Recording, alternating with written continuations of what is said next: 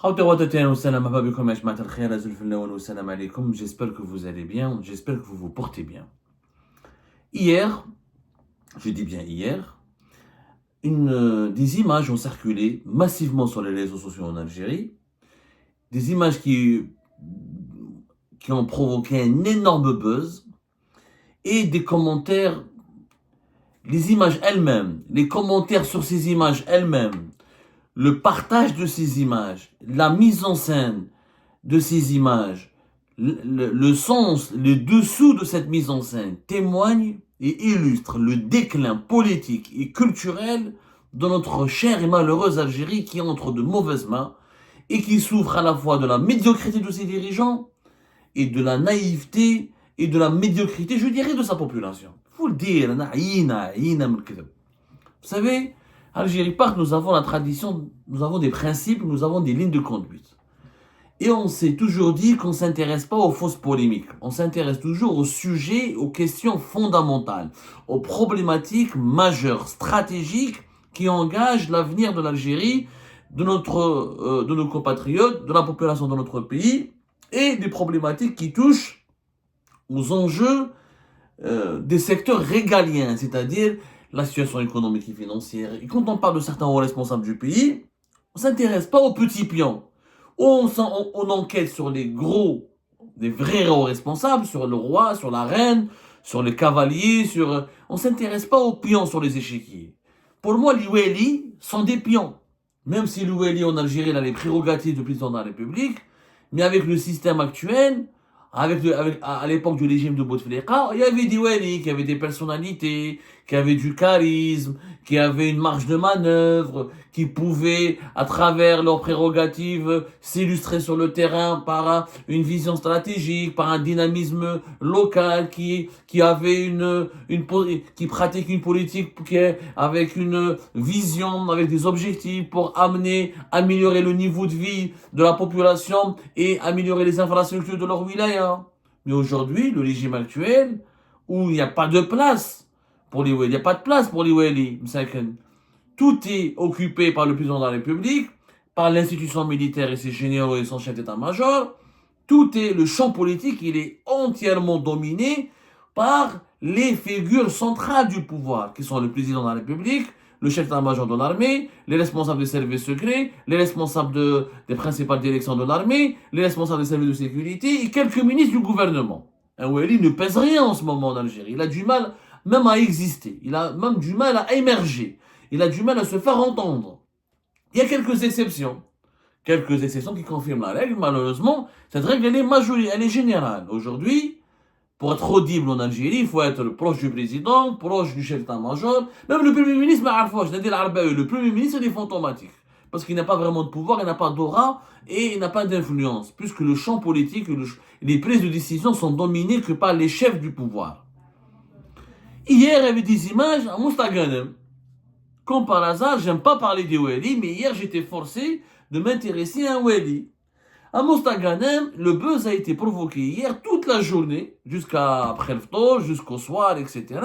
Tout le monde parlait de ces images du Wali de Mostaganem qui pleurait, qui versait des larmes au moment d'une cérémonie, au cours d'une cérémonie officielle de l'inauguration d'une mosquée historique à Mostaganem qui a été restaurée et rénovée.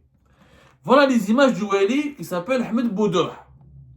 Monsieur Ahmed Boudouh, qui est Wali à Mostaganem depuis septembre 2023, depuis la mi-septembre 2023. Regardez ce qu'il a fait au cours de l'inauguration de la mosquée. Cette mosquée, elle s'appelle Mosquée Badr, qui est située au centre de la ville. Et voilà comment il s'est comporté. Vous allez comprendre pourquoi ça a suscité le buzz.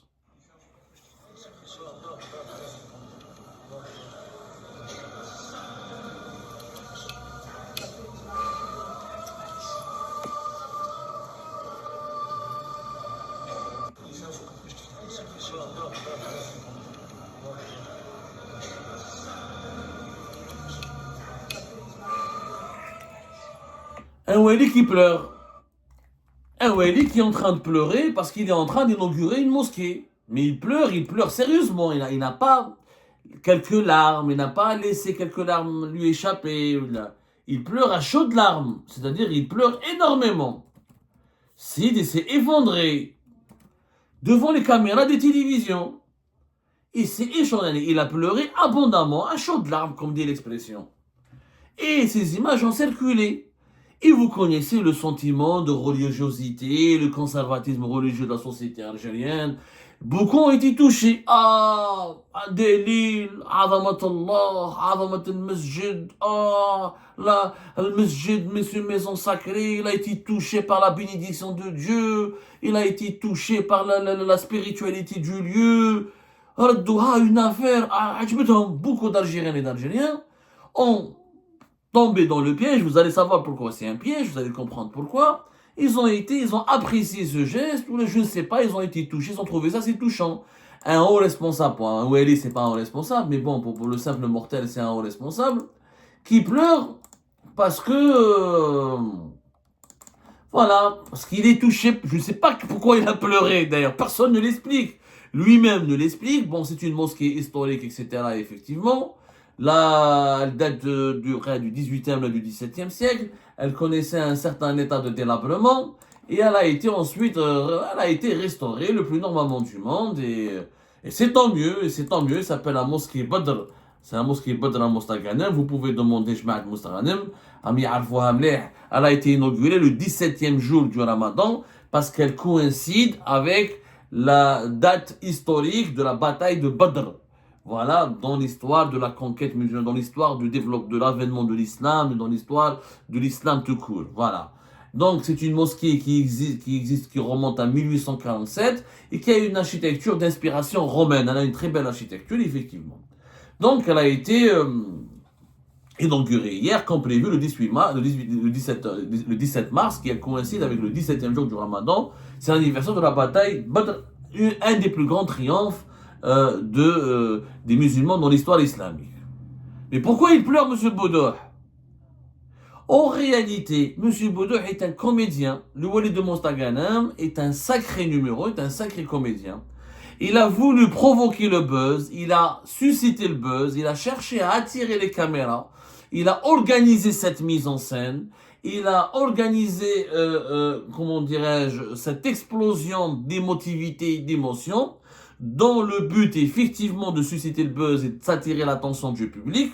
Comme il sait que la religion en Algérie, c'est vraiment le pilier de la société, comme il sait que la religion, c'est une valeur sûre, et comme il sait que 99% des Algériens et des Algériens, ils font Ramadan, ils sont très religieux, et pendant le Ramadan, ils se rappellent de l'existence de Dieu, alors que pendant les 11 mois de l'année, ils pensent davantage au diable, et ils s'intéressent plus aux pratiques du diable qu'aux pratiques de la vertu qui est prônée par Dieu. Donc, il s'est adonné à ce spectacle. Mais pourquoi il cherchait le buzz, M. Ahmed Boudouh? Parce que M. Ahmed Boudouh cherche à être nommé secrétaire général du ministère de l'Intérieur. Brahim Marad, M. Ahmed Boudouh, pour qu'il obtienne une promotion, pour qu'il soit promu, secrétaire général au niveau du ministère de l'Intérieur. Il a des ambitions carriéristes, il a des ambitions politiques, il veut pas rester Oueli à Mostaganem, ça lui suffit pas la wilaya de Mostaganem, donc il veut quoi? Il veut devenir secrétaire général. Mais pour devenir secrétaire général d'un ministère, il doit se faire connaître. En Algérie, malheureusement, ce n'est pas le critère de la compétence, ce n'est pas le critère de la méritocratie, ce n'est pas le critère des acquis professionnels, ce n'est pas les bilans et les réalisations qui sont pris en compte pour évaluer ou pour programmer ou pour offrir des promotions en carrière dans le cadre du développement des carrières des hauts responsables, c'est le buzz, c'est la recommandation, c'est le copinage, c'est le favoritisme, et même le favoritisme et les recommandations ne suffisent pas. Donc M. Ahmed Boudouh a voulu provoquer un buzz et attirer la sympathie de la population pour que tout le monde parle de lui sur les réseaux sociaux. Et comme nous sommes dans un régime actuellement, un régime totalement populiste, dès que quelqu'un devient une star ou célèbre sur les réseaux sociaux et dès qu'il obtient un peu de likes, dès qu'il obtient beaucoup de likes et beaucoup d'adhésions des Algériens et des Algériens sur les réseaux sociaux, et ben le pouvoir cherche à le récupérer, à le mettre en exergue. Parce que le pouvoir, faute de réalisation, faute de bilan, faute de grandes réalisations, faute d'actions positives, faute de croissance, de développement, d'égalité, de croissance et de dynamisme, eh ben, il cherche à se faire quelques coups comme ça, des coups de communication pour faire oublier aux Algériennes et aux Algériens la malvie, le malaise socio-économique, le malaise, la dictature, la répression, et que le pays est de plus en plus arriéré, alors qu'il a toutes les richesses et tous les atouts pour devenir une puissance, un pays émergent, et qu'on devrait tous bien vivre, et aisément vivre en Algérie avec toutes les richesses de notre sous-sol, le capital humain, la situation géographique et les atouts dont dispose notre pays. Donc Ahmed Boudou a compris comment le régime fonctionne. Et comme Brahim Rad cherche à le placer secrétaire général au niveau du ministère de l'Intérieur, et comme il est parrainé par certains conseillers au niveau du palais, présidentiel d'Al-Mouradia, on veut amener Tebboune à accepter, à valider cette nomination, en disant, ah, vous avez vu, monsieur le président, Ahmed Boudou, il est aimé par la population, il a pleuré dans une mosquée, il est vertueux, il est propre, il est religieux, il khaf min Rabbi, c'est quelqu'un qui a peur de Dieu, c'est quelqu'un qui est attaché qui a des valeurs. Donc la population l'a aimé, elle est en train de le pousser, elle est derrière lui, ce serait bien qu'on lui accorde une promotion, il serait un bel ambassadeur pour l'État. Ce serait une bonne chose de le nommer à un poste supérieur, au plus haut sommet de l'État.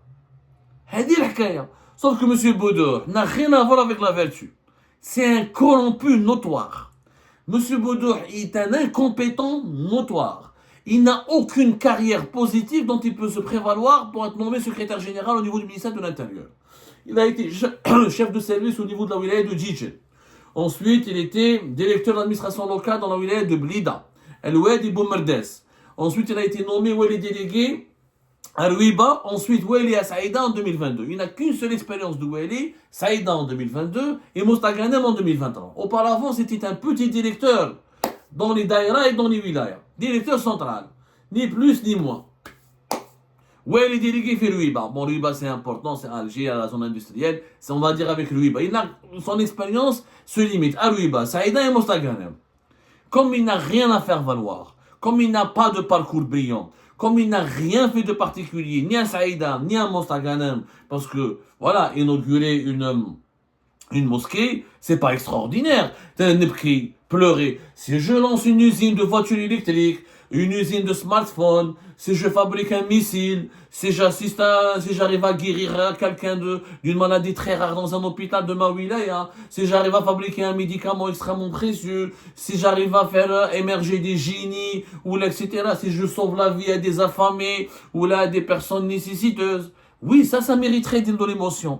Mais inaugurer une mosquée qui a été construite en 1800 et quelques, ce sont nos ancêtres qui l'ont construit. C'est même pas d'Ahmed Boudou ou là son administration locale. Elle a été construite en 1800 et quelques. Il n'y a rien d'extraordinaire quand même. Revenez un peu à la raison. Et malheureusement, ça marche. Ça marche. Beaucoup d'Algériens et d'Algériens sur les réseaux sociaux ont trouvé Ahmed Boudou ou la réalité touchant. Ah, il khaf min Rabbi. Ah, il salli. Ah, هذا ولد famille. هذا ناس ملاح.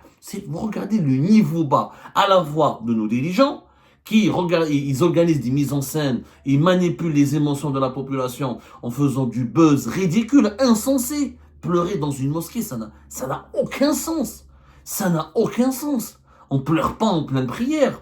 Ça n'a pas de sens. Il y a plein de situations. D'ailleurs, un haut responsable devrait maîtriser ses émotions. On pleure pas comme ça devant les caméras de télévision. C'est du n'importe quoi, c'est de l'enfantillage. C'est de l'immaturité. Et le problème, c'est qu'il y a une manipulation politique derrière. L'homme veut devenir secrétaire général du ministère de l'Intérieur, donc il essaie, s'il était vertueux, mais allez, ou quand les dossiers que nous avons sur lui, moi je ne m'intéresse pas à Wali, parce que pour moi, attaquer les Wali, c'est une perte de temps, c'est pas eux qui décident. Moi, pour moi, les premiers ministres, les présidents, les conseillers, les généraux, les principaux membres du gouvernement, c'est ça, nous, notre champ d'action. Mais Wali, dans sa wilaya, il n'a aucun pouvoir de décision, mais à part sur sa wilaya. Et encore, les Wali, pour décider eux-mêmes, ils ne décident pas. S'il n'y a pas le feu vert de leur ministre de l'Intérieur, des fois ils attendent que les conseillers de la présidence les appellent pour valider des décisions parce qu'ils ont peur de prendre des décisions, parce que le sens de l'initiative, tout le pouvoir en ce moment, il est entre les mains de la présidence et de ses conseillers. Donc le Wali, je ne voulais pas en parler. Et le mec, c'est un habitué. T'as les intrigues, il aime les recommandations, il aime le favoritisme, il aime sa coquiner avec les membres, il essaie tout le temps de draguer les membres de l'entourage de Tebboune, les membres de la famille de Tebboune, pour essayer de s'offrir une carrière. Il n'a zéro bilan. connu, Kassaïd, toutes les personnes qui l'ont côtoyé le connaissent. Aucun esprit brillant. Et j'en passe. Je vais révéler des affaires plus ou moins précises, avec des détails sur comment il est chipette, comment il manœuvre pour avantager certaines personnalités ou certaines entreprises, moyennant des pots de vin ou moyennant des interventions en faveur de ses intérêts mercantiles. William qui il veut manipuler toute une population en versant des larmes dans une mosquée. C'est comme ça qu'on fait de la politique en 2025. C'est comme ça qu'on défend l'intérêt général en 2025. C'est comme ça qu'on peut servir son pays en 2025. Ces images illustrent la médiocrité ambiante. La médiocrité ambiante, l'escroquerie ambiante, la malhonnêteté ambiante. جماعة تاع تشيبات تاع les interventions تاع النيبوتيزم تاع المعرفة يروحوا الجامع يبكوا pour susciter la sympathie de la population et pour essayer d'utiliser cette sympathie de la population et ce buzz sur les réseaux sociaux pour arracher et obtenir des postes politiques. C'est tout simplement des procédés honteux. C'est des procédés qui relèvent d'une immoralité et d'une inquiétante absence d'éthique et de bon sens.